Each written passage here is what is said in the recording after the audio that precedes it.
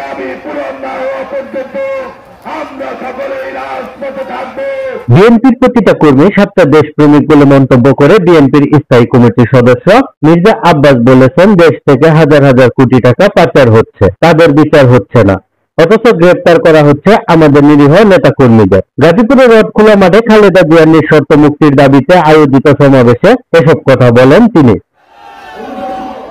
আজকে যেভাবে বাংলাদেশে অর্থ পাচার হচ্ছে, দেশে বিদেশে লক্ষ লক্ষ কোটি টাকা পাচার করে নিয়ে যাচ্ছে, লুট হচ্ছে, তার কোনো বিচার নাই।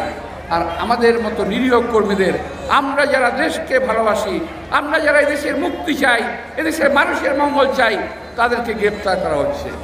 বিএনপির প্রতিটি কর্মী সাচ্চা দেশপ্রেমিক কর্মী বলে আমি বিশ্বাস করি।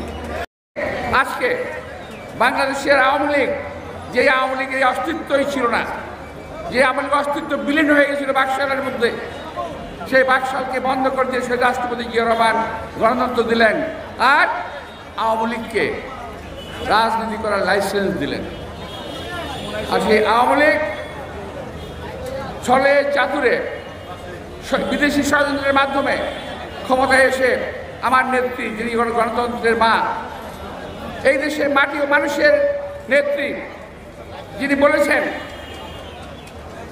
এই দেশের মাটি ও মানুষের কথা বলেছেন, যে নেত্রী বেগম খালেদা জিয়া, তাকে আজকে ঘরে আবদ্ধ করে রেখেছেন, জেলে বন্দি করে রেখেছেন, মামলা দিয়েছেন, তাকে চিকিৎসার জন্য বন্ধু বাইরে দিতে যেতে চান না।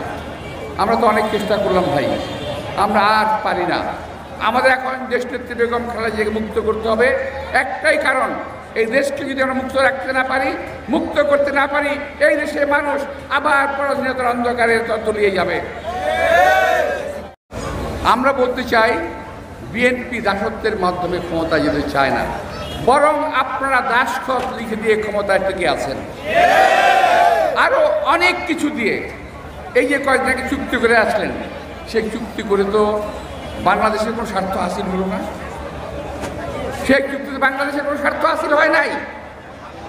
আমাদের সারা বাংলাদেশের 54টি নদীর মুখ বন্ধ করে দিয়েছে, পানি নাই। ফারাক্কা দিয়ে আমাদের পদ্মা নদী শুকিয়ে দিয়েছে, পানি নাই।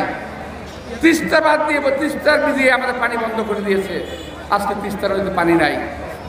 সেই সম্বন্ধে কোনো কথাবার্তা নাই। আজকে দেখলাম এই কিছুক্ষণ আগে আসার আগে সোশ্যাল মিডিয়ায় একজন আওয়ামী লীগের একজন মন্ত্রী বলতেছে, ভারত সফরে আমাদের অনেক লাভ হয়েছে। কী লাভ হয়েছে? যে আমরা নাকি বাংলাদেশ থেকে নেপাল থেকে বাংলাদেশে বিদ্যুৎ আনতে পারবো। ভালো কথা, আনতেই পারি। মাত্র 22 কিলোমিটার পথ আপনারা আজকে আমাদের স্বাধীনতার পর থেকে আজ পর্যন্ত আমাদেরকে ব্যবহার করতে দেন নাই। এখন বলছেন প্রক্রিয়া চলছে, তিস্তা নিয়ে প্রক্রিয়া চলছে, আর আপনারাই কয়েকদিনের মধ্যে আমাদের দেশের বুক দিয়ে রেল চালাবেন। এই দায়িত্ব নিয়ে আসছে আজকের প্রধানমন্ত্রী বিদেশ এই ভারত দিয়ে।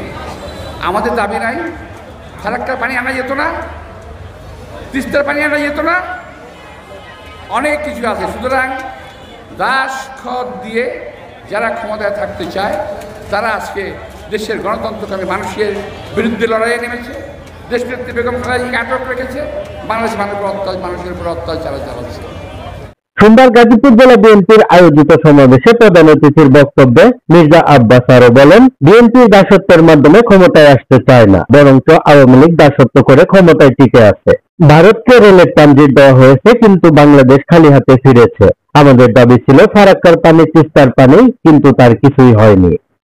এ সময় জেলা বিএনপি সভাপতি ফজলুল হক মিলনের সভাপতিত্বে সমাবেশে অন্যান্যের মধ্যে বক্তব্য রাখেন বিএনপির কেন্দ্রীয় কমিটির ঢাকা বিভাগীয় সাংগঠনিক সম্পাদক কাজী সাইদুল আলম বাবুল, বিএনপির কেন্দ্রীয় সহ স্বাস্থ্য বিষয়ক সম্পাদক রফিকুল ইসলাম বাচ্চু, কেন্দ্রীয় নির্বাহী কমিটির সদস্য হাসান উদ্দিন সরকার, গাজীপুর মহানগর বিএনপির সভাপতি শওকত হোসেন সরকার, জেলা বিএনপি সাধারণ সম্পাদক শাহরিয়াজুল হান্নান সহ অন্যান্য নেতৃবৃন্দ।